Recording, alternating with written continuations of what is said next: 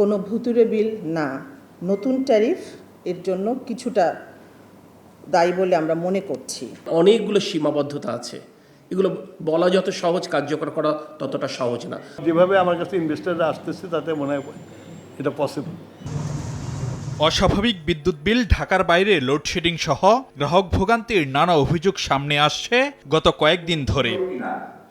এমন পরিস্থিতিতে সোমবার গণমাধ্যমের মুখোমুখি বিদ্যুৎ খাতের নীতি নির্ধারকরা। ব্রিফিংয়ে সচিব জানান, অতিরিক্ত বিলের অভিযোগ গুরুত্ব দিয়ে পর্যালোচনা করছে বিদ্যুৎ বিভাগ। দাবি করেন, মিটারে ত্রুটি নয়, বরং বেশি ব্যবহার ও বিদ্যুতের দাম বাড়ার কারণেই আসছে বাড়তি বিল। শুধুমাত্র মিটারের ত্রুটি বা কোনো ভুতুড়ে বিল না, নতুন ট্যারিফ এর জন্য কিছুটা দায়ী বলে আমরা মনে করছি।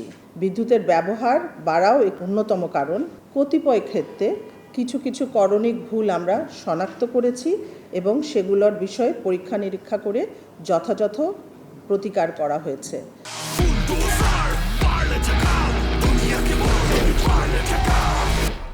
বিদ্যুৎ ও জ্বালানি প্রতিমন্ত্রী বলেন, অতিরিক্ত সক্ষমতা, বড় অঙ্কের ক্যাপাসিটি চার্জ, অসম চুক্তিসহ আওয়ামী লীগ আমলের ভুল নীতির কারণে বিদ্যুৎ খাতে সংকট। আর এসব চুক্তির বিষয়ে বিএনপি সরকারের অবস্থান কি জানতে চাওয়া হয় ব্রিফিংয়ে। রাষ্ট্র যখন একটি চুক্তি করে, সভরেন এগ্রিমেন্ট, এখানে আপনার অনেকগুলো সীমাবদ্ধতা আছে, এগুলো বলা যত সহজ, কার্যকর করা ততটা সহজ না। আমরা তাদের সাথে আলোচনা করছি এবং আলোচনায় চুক্তির ত্রুটিগুলো তুলে ধরছি এবং এর মাধ্যমে আমরা কিছু করে ট্যারিফ রিভাইজ করছি। আমরা গত মাসেও আমাদের সেক্রেটারি মহোদয় বেশ কিছু ক্ষেত্রে আমরা ট্যারিফ রিভাইজ করেছি। এদিকে রাজধানীতে আরেক আলোচনায় বিদ্যুৎ ও জ্বালানি মন্ত্রী বলেন, আমদানি নির্ভরতা কমাতে নবায়নযোগ্য উৎসে গুরুত্ব দিচ্ছে সরকার। সোলারের যে 10,000 মেগাওয়াটের কথা আমরা বলেছি, যেভাবে আমার কাছে ইনভেস্টররা আসতেছে তাতে মনে হয় এটা পসিবল।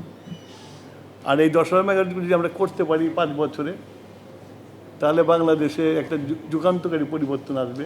নীতি নির্ধারকরা বলছেন, গ্রাম শহর লোডশেডিং বৈষম্য কমাতে সচেষ্ট রয়েছে বিদ্যুৎ বিভাগ।